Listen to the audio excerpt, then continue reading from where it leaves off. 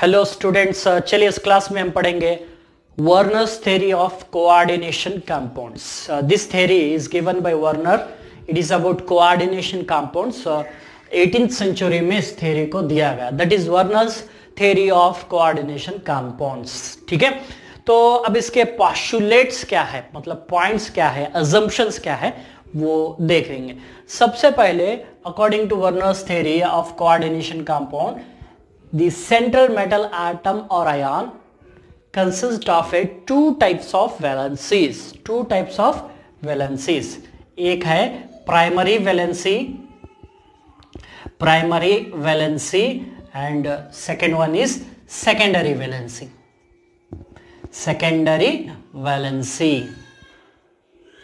यहां पे बोल रहे हैं कि वर्नर्स थ्योरी बोल रहा है कि central metal atom possesses two types of valencies, दो तरह के वैलेंसीज उसके पास है, सेंट्रल मेटल आटम के पास.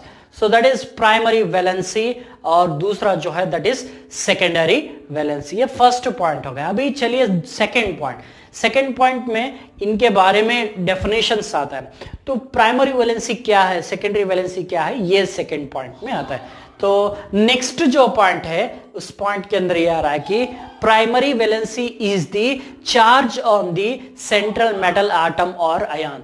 The charge on the central metal ion, okay, atom or ion, that is called as a primary valency. And secondary valency is its coordination number, yeah, number of these coordinate bonds present in that complex, that is called as an secondary valency. तो यहां पे primary valency क्या है बोले तो charge है किसके ऊपर, central metal atom or ion के ऊपर जो चार्ज है वो ही उसका प्राइमरी वैलेंसी होता है. सेकेंडरी वैलेंसी क्या है बोले तो कोऑर्डिनेशन नंबर जो है उसका सेकेंडरी वैलेंसी होता है. अब कोऑर्डिनेशन नंबर मतलब number of coordinate bonds present in that complex बोलते हैं. सो कोऑर्डिनेशन नंबर जो भी, अब कोऑर्डिनेशन नंबर का डेफिनेशन हम पहले ही बोल दिया, फिर भी यहां पे एक एग्जांपल आपके सामने लेता हूं. Fe4Fe कोऑर्डिनेशन स्पेयर है. ठीक है, इसके अंदर क्या है, जब भी आप नाम लिखते हैं तो क्या लिखते हैं, पोटेशियम हेक्सासाइनाइडोफेरेट इन ब्रैकेट 2 लिखते हैं. इस केस में 2 लिखते हैं यहां पे व्हाइल राइटिंग द नेम. ये जो 2 है that is the primary valency charge. वो कहां से आया है, ये +4 है, FeCN6 -4 है. इसको X बोल के लिए, Cn नेगेटिव लिगेंड है, negative -1 into 6 -6. Total charge on coordination sphere is -4. तब हो जाता 6 - 4 X = +2 होता है. तो चार्ज ऑन Fe इज +2. ये जो +2 है that is the primary valency. The charge on central metal atom is the primary valency. इस केस में इसकी प्राइमरी वैलेंसी 2 है. तो सेकेंडरी वैलेंसी क्या है, कोऑर्डिनेशन नंबर, कोऑर्डिनेट बॉन्ड. कितने लिगेंड्स है, 6 है, मोनोडेंटेड लिगेंड है, all the 6. Fe is surrounded with, ये जो Fe है इस तरह सराउंड हुआ किसके साथ, साइनाइड के साथ. कितने कोऑर्डिनेट बॉन्ड्स है तो 6 कोऑर्डिनेट बॉन्ड्स है. यहाँ पे 6 कोऑर्डिनेट बॉन्ड्स है, ये साइनाइड लिगेंड, 6 कोऑर्डिनेट बॉन्ड्स. तो number 6 is the coordination number, ये सेकेंडरी वैलेंसी. ठीक है, बहुत simple. Primary secondary valency charge, secondary valency coordination number in that complex. ये हो गया.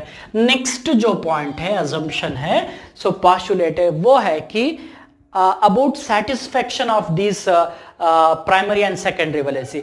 Primary valency is satisfied by primary valency is satisfied by primary valency is satisfied by ions, that is ions. okay, primary valency जो है वो ions से satisfied. Specially कैसे ions, मतलब negative ions. सो यहीं पे देखिए +2 क्यों हुआ, ये +2 किसके वजह से आया, ये K4 या CN6 की वजह से. if it contains CN5, if it contains, this complex contains CN5 समझिए. if example, तो +4 FeCN6 -4 है, तो इस केस में क्या होना था, X Cn is -1 into 5 -5 equals to -4. जब X = 5 - 4 x इक्वल टू 1 होता था। वो Fe+1 नहीं शो कर सकता, बट फिर भी साइनाइड कितने लिगेंड्स है उसके ऊपर इसका चार्ज डिपेंड है, सेटिस्फाई हो रहा। सो नहीं, सिर्फ इससे भी नहीं, सो ये किससे सेटिस्फाइड होता, मतलब इससे भी सेटिस्फाइड होता। K3 FeCN6 अगर लिए तो total charge on coordination sphere this is +3, तो ये होता -3। x - 6 equals to -3, then x equals to 6 - 3, then x equals to +3 होता। सो जो चार्ज है Fe के ऊपर अब +3 आया। क्यों आज चेंज हुआ?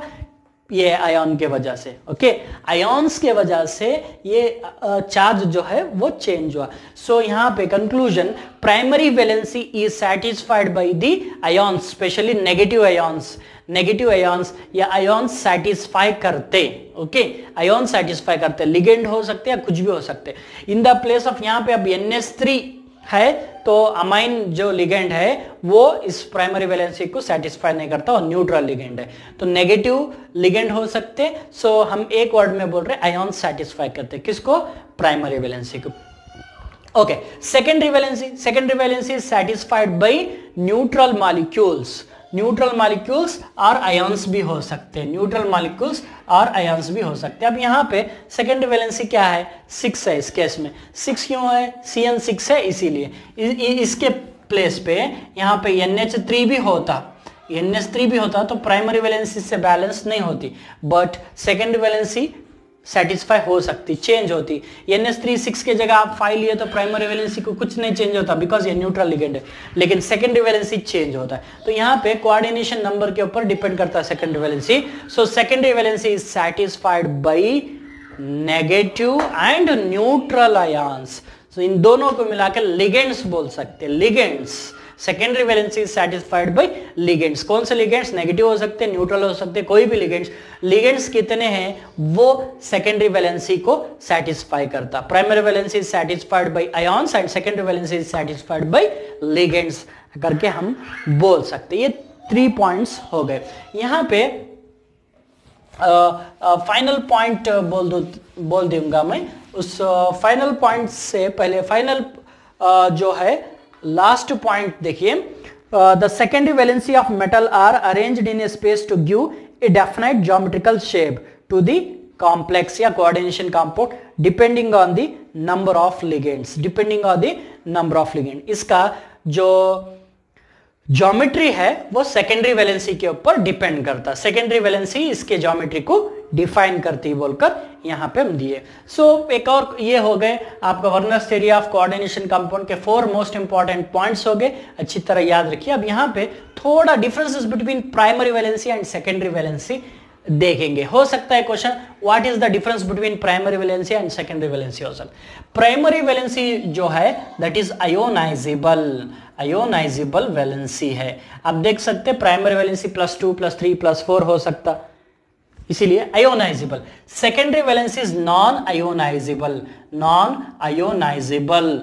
ये जो सेकेंडरी वैलेंसी है नॉन आयोनाइजेबल है। जैसे कि कोऑर्डिनेशन नंबर कितना है तो 5 4 3 2 होता, -3 कोऑर्डिनेशन नंबर है, +3 कोऑर्डिनेशन नंबर है, नहीं होता। सो सेकेंडरी वैलेंसी जो है that is non ionizable. So primary valency charge है, सेकेंडरी वैलेंसी कोऑर्डिनेशन नंबर है। Primary valency satisfied by ions, secondary valency satisfied by ligand. इस तरह आप इन दोनों के बीच में डिफरेंस लिख के एक एग्जांपल लिख दिया तो Werner's theory of coordination compound हो जाता। चलिए एक छोटा सा एक और पॉइंट अबाउट कोऑर्डिनेशन कंपाउंड या कॉम्प्लेक्सेस पढ़ेंगे।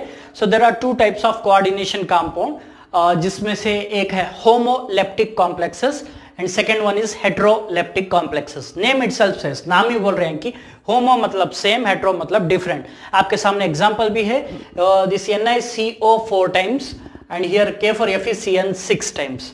Here PtNH3 twice Cl2 and CONH3 4 times Cl2 plus charge. So what is difference? इन दोनों में डिफरेंस क्या है? मतलब यहाँ पे 4 लिगेंड्स है, यहाँ पे 6 लिगेंड्स है। Coordination number 4, coordination number 6। यहाँ पे 2 + 2 4 लिगेंड्स है और यहाँ पे 6 लिगेंड्स है, ठीक है। यहाँ पे भी 4 लिए, यहाँ पे भी 4 लिए, यहाँ पे 6 लिए, 6 लिए। कोऑर्डिनेशन नंबर 6 4 6 4 है। सो लेकिन फर्क क्या है इनमें, डिफरेंस क्या है? मतलब यहाँ पे 4 ligand all the 4 ligands are same, चारों भी लिगेंड एक ही तरह के, यहाँ पे जो 6 है 6 भी लिगेंड्स जो है वो सभी सेम तरह एक ही तरह के। यहाँ पे 4 लिगेंड्स, 4 लिगेंड्स है, उन 4 में से 2 एक टाइप के हैं और 2 एक और टाइप के हैं, मतलब 2 टाइप ऑफ लिगेंड है। यहाँ पे भी 2 टाइप ऑफ लिगेंड है। Homoleptic complexes are those complexes या coordination compounds in which the central metal atom is surrounded with same type of ligand या only one type of ligand, only one type of ligand, those complexes called as homoleptic complexes. ठीक है, तो heteroleptic complexes किसको कहते हैं? Heteroleptic complexes are those complexes या coordination compounds in which central metal atom is, this is central metal atom, central metal atom is surrounded with more than one type of ligands, more than one type of ligand, या 2 types है, 2 types है, 3 4 5 types भी हो सकते हैं। more than one type of ligand से surround हुआ तो उसको हम बोलते हैं हेट्रोलेप्टिक कॉम्प्लेक्स।